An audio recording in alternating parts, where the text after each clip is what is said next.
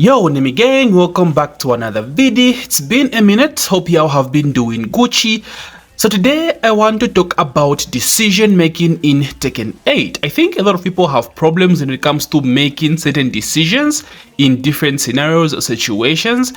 So I thought I would give you guys some tips that would help you out, just improve your overall decision making, whether it's dealing with offense or defense in Tekken 8. And hopefully these tips will give you just an overall better understanding when it comes to making good decisions whilst in a match. So yeah, let's just dive right into it.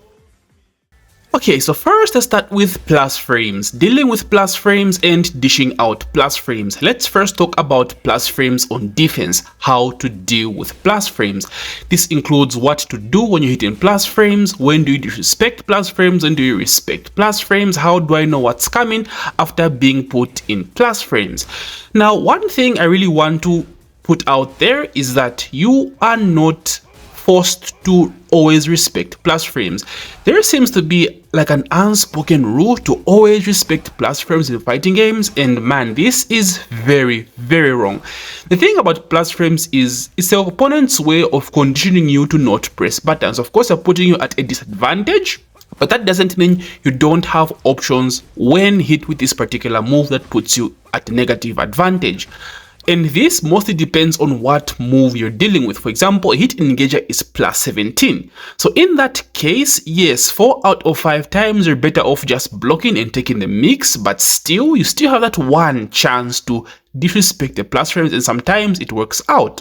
So like I said, this is the opponent's way to condition you to not press buttons. So how plus frames work is usually when they put you in plus frames, there is a follow-up move that they throw out, and basically works as a frame trap, which means you can't press buttons after being put in these plus frames. Just for reference, here we're using Dragunov. So Dragunov's running 2 is plus 4. So if I do Dragunov running 2 into down forward 1, that is a frame trap. Basically, if you press buttons, you are going to get hit because you are at a disadvantage. This is something the opponent will use to check you multiple times, right? So running 2, down forward 1, running 2, down forward 1. And if the opponent notices that, okay, this dude is respecting my plus frames every single time I go for running 2, he'll start now going low or throwing out grabs, right? So now you on defense should let him know that you won't always respect these plus frames. So what do? You bring out the side steps, you bring out the hop kicks, you bring out the one jabs, you bring out the dig jabs or the power crushes, right? So you must not always respect plus frames. And this also, like I say, depends on what move you're dealing with. Like a hit engager, for example, yes, respect that shit, right? But not every single time. This is something that people really don't understand a lot. It's really like somewhere low to mid-level players. Like I've seen things from a lot of back 3, right? Back 3, back 3, back 3. Like, bro, sometimes just take the chance and disrespect them. The whole idea is to be as unpredictable as possible. Because sometimes respecting plus frame moves will get you killed. There are a lot of moves that do massive amount of chip damage. Fang's back 3 does some really good chip damage. Dragunov's running 2 has insane wall carry. You find yourself with the back against the wall, and against Dragunov, you don't want that. You don't want to face drag at the wall, but he's toxic. His offense is insane. So if the opponent realizes, okay, this dude is respecting my running 2, you keep spamming it. The next thing you know, you're at the wall and you're getting your chicks clapped, right? So always learn to not respect plus frames every single time. It's not a rule, guys. Get that out of your head. So just when exactly do you decide to disrespect your opponent's plus frames? Well, this depends on a lot of different factors. I won't talk about all of them because I don't want this video to be hella long, but I'll try to touch upon the most important ones. Okay, so for example, the most important one in my opinion is knowing your opponent's habit, studying your opponents. We all have flowcharts or very bad habits of doing like flowchart moves. For example, stuff like Dragunov running 2 into down 2. Running 2 into down 2. That's a very common flowchart, right? So if you notice your opponent doing this, right, you're running 2 into down 2, there's a very high chance he's going to do it again. So you always have to keep that flowchart in mind and make sure you're prepared for it. Let's say they're running 2 into down forward 1. So when you know this, if he's done this a few times in the match, you're going to know to expect it, and you think of your next counter.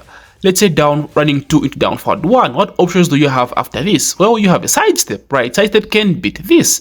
If it does running 2 into down 2, you block low, or you throw out a dick jab or an orbital or a hop kick. You know this.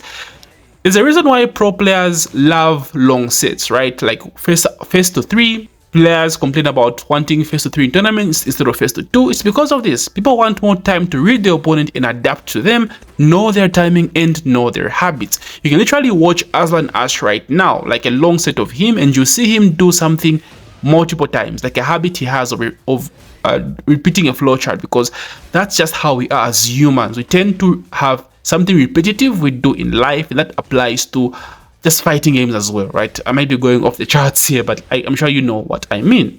The next thing, of course, is watching videos of your opponent. This is more so for competitive players.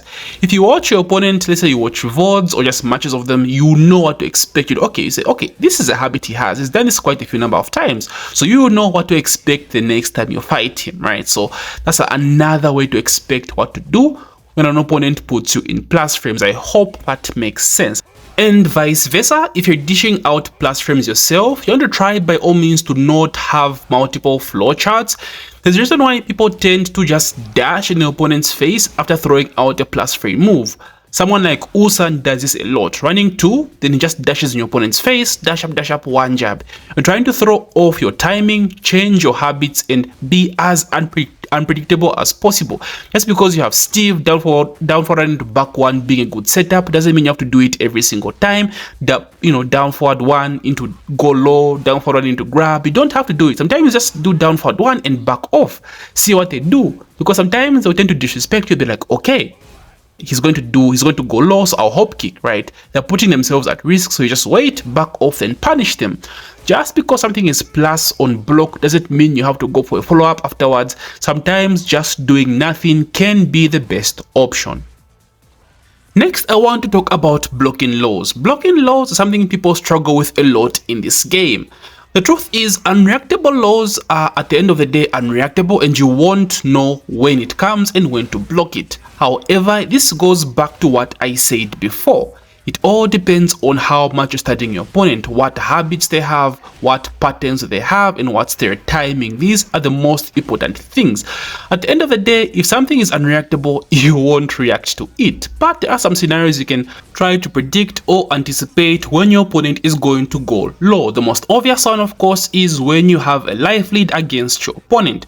For example, Brian here for reference. This Brian is behind by like half health, so he has to go in, he has to take the risk to catch up. So you're going to expect a lot of conditioning. In Brian's case, a lot of QCB back 1, and if you keep blocking lows, he will then have to go for something big, either a throw, a low, or like an orbital, right? He'll burn his hit, maybe burn his hit dash or his hit burst, and put you in as much pressure as possible. Like in this scenario, you expect him to go low a lot of the times. But now again, this is just an anticipation or a prediction. You can might as well just get hit by an orbital by making a bad read.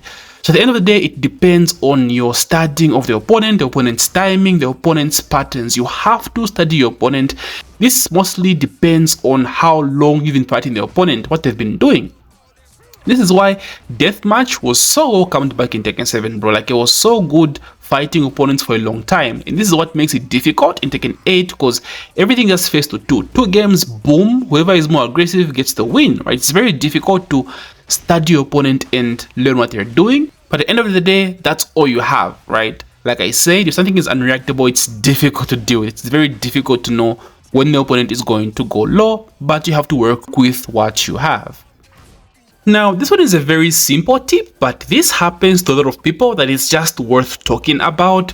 So basically, if your opponent is left with a pixel of hit gauge left, like, just be on the defensive and block. There's like a 90% chance they'll burn the hit with a hit smash or like a hit dash, right? And both of these are like super damaging. Hit smash is basically 50 damage, and then a hit dash, launching hit dash specifically, is like, long ass combos. They scale, but still long ass combos take you to the wall, and now you're in a very bad situation.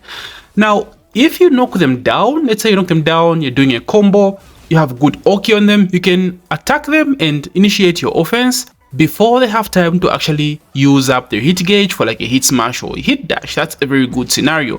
But like in neutral, or like when they have a good situation against you, right? Okay, from their side, and they're left with a pixel of health, like just block. Like it's very risky throwing out one jabs, your regular neutral game, or like Korean backdashing in neutral.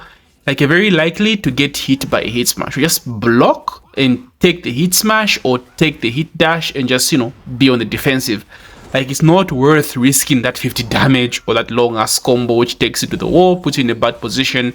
Next thing you know, it's GG. This is something that it's a very small tip, but it happens a lot. Even in high level tournaments, bro, it's like literally the recent EU tournament right now, this happened so many times. Like just block, bro. Your opponent still has hit. That one pixel of hit gauge left is still 50 worth of damage, right? So just block and be on the defense until they burn up their heat.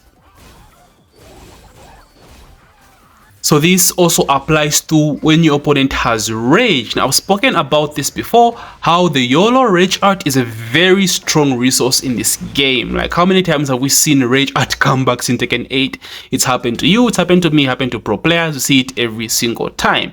So you on the offense should always know when to back away. When your opponent has rage, like after doing a combo, you take them to the wall, you know, burn your hit, do your okizeme, all that stuff. Like your opponent has rage and the pixel of health, like just block, bro. Just block. There's a high chance to just wake up into rage out, and that's a comeback factor. Now the comeback is on, your back is up against the wall, and it's GG's. Happens so many times. So make the decision, just back away when your opponent has rage and the pixel of health left. And lastly, when closing out the round, if you have a huge life lead and your opponent just has like a pixel of health left, don't overextend and just be on the defensive and let the opponent come to you. You have a huge life lead, so it's them that have to take a huge risk and make the comeback. And at this stage, they'll tend to go for a huge risk. For example, Kazuya here will have to go for like forward 3 for the launch, or a hell sweep to start his hell sweep mix up going. So just be on the defensive, then go for like a side step, right? Maybe like a one jab here. There is no reason for you to go in. You are putting yourself at risk. Maybe it's like a Dragonov. A Dragonov will have to throw like what, 5 down 2s just to clip half of your health if you have a huge life lead. So there's no reason. Hit the down 2s, bro. You just have to hit them once or twice, and it's GG's for them. So no reason to overextend when you have a huge life lead against your opponent. So there you have it, guys. Just some quick tips I thought I would talk about concerning decision making in Tekken 8. Now I plan on making a huge guide on this. There are so many more different factors that come into play when it comes to decision making in Tekken 8. I want to emphasize more on, like, you know, watching VODs, replays, studying your opponent's habits and patterns, and make it just a huge guide on that. But for now, so I'll just talk about something quick, summarize it, and just throw the video out. Of course, Tekken is what, 2 months away? Season 2 is like 2 months away from now. So yeah, it's kind of like a lack of content right now, boys. So yeah, I hope you liked it anyway, and I hope it will be helpful for you. So anyway, guys, what would you want to see? What are you struggling with in this game, and what would you want me to talk about? Let me know in the comment section below. The Tekken talk is tomorrow, so we get some information about season 2. Probably get to see an Anna trailer. Not really hyped for Anna. I've never really played the character, but we'll see. Maybe Namco can change my mind on how I feel about her. I'm more excited to see what comes in season 2, especially in terms of changes concerning hit. I think everyone is waiting on that. So anyway, guys, hope you enjoyed my video. If you made this far, please don't forget to that like button and subscribe if you're new. And as usual, may the frame data be ever in your favor. GG, Nami gang.